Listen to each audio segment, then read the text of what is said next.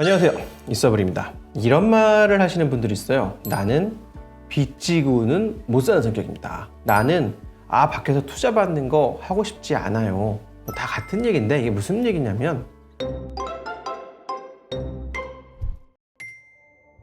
빚지고는 못 산다라는 게 나는 대출이고 뭐고 그렇게 복잡하게 살고 싶지 않아요, 이런 얘기인데, 이걸 한층 더 까보면요, 리스크 관리가 안 된다. 내가 잘하는 거, 우리가 잘하는 거, 그리고 못하는 거, 경쟁사가 지금 뭐 하고 있는지 대충 좀 알고 일을 해야 되는데 별로 관심이 없다. 그리고 금융이 가져다주는 가장 큰 효과는 시간이에요.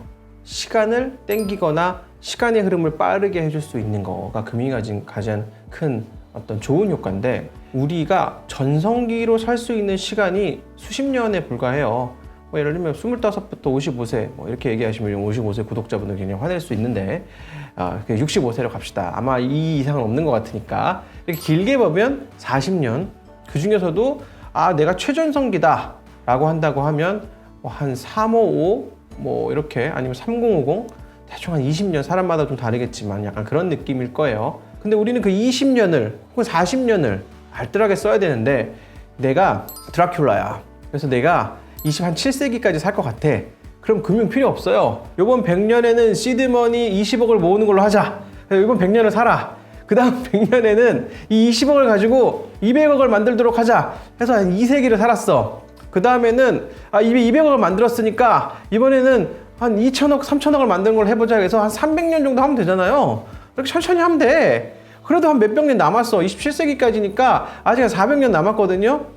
이제는 다른 도전을 삶을 해보자. 이렇게 사시면 됩니다. 근데 우리가 한 700년씩 사는 게 아니다 보니까 우리는 20, 30년 동안 우리가 하고 있는 일을 찐하고 그리고 가속화시켜서 멋지게 해내려면 금융의 힘을 반드시 가져가셔야 돼요. 그런데 난 빚지고 못 산다 이러신 분들의 특징이, 일을 혼자 하시는 분들의 확률이 굉장히 높아요.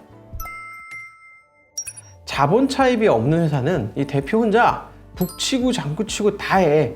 형태가 주식회사이든 아니든 그게 중요한 게 아니야. 이건 그냥 개인 사업자 같은, 그냥 자영업자 같은 역할인데, 이게 왜 그럴까 제가 이제 고민을 좀 해보니까, 나는 빚지는 건 싫고 일은 굉장히 잘해 라고 하지만 약간 독선적이고 고집이 있는 그런 대표, 그런 분들을 보면은 북치고 장구치고 다 하면서 1인 3역, 거의 슈퍼맨이야.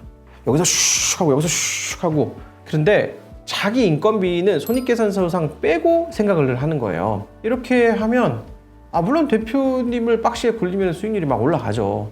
자기 인건비는 빠져 있으니까. 그거 대표님 빼고 하려면 막 3명, 4명 들어가야 되니까. 그러다 보니까 나는 차입도 싫고 회사가 커지는 것도 싫은 거야. 이런 회사는 대단히 경계하셔야 된다. 어떤 걸 경계해야 되냐면, 그 회사가 나쁘다기보다는 극단적으로 그분 혹은 그녀의 기분, 건강 이런 거에 영향을 받겠죠. 그리고 그 회사는 어떤 분야에 있어서 굉장히 전문성을 부분적으로 가질 수 있을지 모르지만 일을 체계적으로 잘할 확률은 높지 않죠. 그 사람의 시간은 한정되어 있으니까. 근데 여기서 이제 또 태클 걸기 좋아하시는 분들이 나는 마음의 빚을 내려놓을 수가 없다는 소리였다, 이런 엄한 얘기를 갑자기 끌고 오시는데, 이거 완전 전혀 다른 얘기예요. 물타기입니다. 마음의 빚은 서로 도움을 주고 혹은 부탁을 하고 주고받는 걸 마음의 빚이라고 해요. 이건 제가 강추드립니다. 작은 부탁을 누구에게나 하고 또 들어주고, 이렇게 하면 서로 부탁을 주고받으면서 신뢰라는 게 생겨요. 이거 여자분들이 굉장히 잘하시는데, 여자분들은 부탁 아니고 선물 같은 형태로 주고받으십니다. 이게 남성분들이 굉장히 좀 인색한 경향들이 있어요.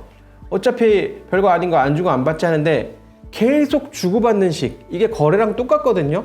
트랜잭션을 계속 만들어가는 식이 서로 간의 신뢰를 만들어가는데 굉장히 큰 도움을 줍니다. 그러니까 도움은 자꾸 주고 자꾸 받으시고, 부탁은 자꾸 하시고, 여기서 큰 거, 돈 빌려줘 이런 거 말고요. 작은 부탁들이에요. 우리가 약간 귀찮지만 들어줄 수 있는 수준의 부탁들을 자꾸 하고 받고 하는 게 살아가는데 큰 도움이 된다. 그걸 주고받다 보면 서로의 성향을 잘 알게 되고, 이 사람이, 이 파트너가 나랑 맞는구나 안 맞는구나도 알게 돼요. 그러면 다른 일을 좀 더 해볼 수도 있으니까 자꾸 해보시고, 대출 이야기를 제가 했잖아요. 금융을 일으키라고.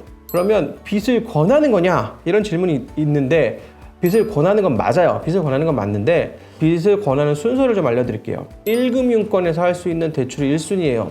1금융권보다 좀 더 위로 간다고 하면 벤처 중소기업진흥공단, 뭐 이런 중진공, 그 다음에 신기부를 통해서 할 수 있는 창업자금, 이런 것들이 1순위고요. 여기는 2에서 3% 선을 왔다 갔다 합니다.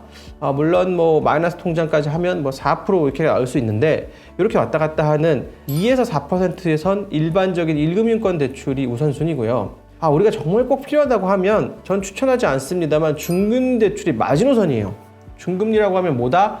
5에서 한 7, 8%다. 10%가 넘는 운용자금 우리가 대출을 한다는 건 뭔가 문제가 있는 상황이에요. 우리의 리스크는 반대편, 상대방 사이드에서 더 잘 봐요. 그러니까 우리가 금리가 많이 나온다는 건, 높다라는 건 실제로는 지금 우리는 뭔가 일을 잘못하고 있거나 상대방이 우리를 봤을 때 굉장히 위험한 플레이를 하고 있다는 소리거든요.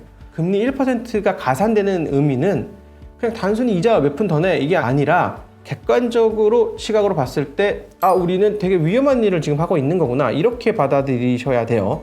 숨어있는 의미를 잘 해석하시면 좋겠습니다. 그래도 대출을 하게 되면은 조금 마음이 한 구석이 무거울 수도 있잖아요. 네. 근데 만약에 계획했던 게 조금 잘 안 된다든지 속도가 안 날 수도 있는데, 그럴 때 마인드 컨트롤을 어떻게 하면 좋을까요? 당연히 이제 차입금이 생기잖아요. 그럼 지켜야 될 것과 우리가 이제 양보하지 않아야 될 어떤 이제 배수의 진이 생기잖아요. 실력은 그때 나옵니다. 마음가짐이 아니고 절실해져요. 그래서 머리가 더 잘 돌아. 이런 효과가 있습니다. 네. 그리고 나는 대출은 싫어, 돈 빌려서 하는 거 아니야 라는 생각을 하시는 분들은 절대로 창업하시면 안 되는 분들인데, 이 생각은 성장하기 위해서 바뀌어요. 왜냐하면 우리는 계속 성장해야 되거든요. 성장하기 위해서 경쟁사가 얼마나 금융을 잘 이용하고 있는지를 보면 거기에서도 제가 말씀드린 것처럼 뭐 업무 퍼포먼스를 5% 개선하고 금융의 조달 비용을 1%만 개선하면 또 중첩된 효과가 일어나요. 이런 식으로 몇 가지를 중첩시켜서 생산성을 향상시키는 그런 예술이 경영활동이라는 거거든요. 그래서 이 사이드를 놓치시고 가면 절은발이다, 이렇게 정리를 할 수가 있겠습니다. 오늘 얘기 도움되셨다면 역시 구독 부탁드리겠습니다.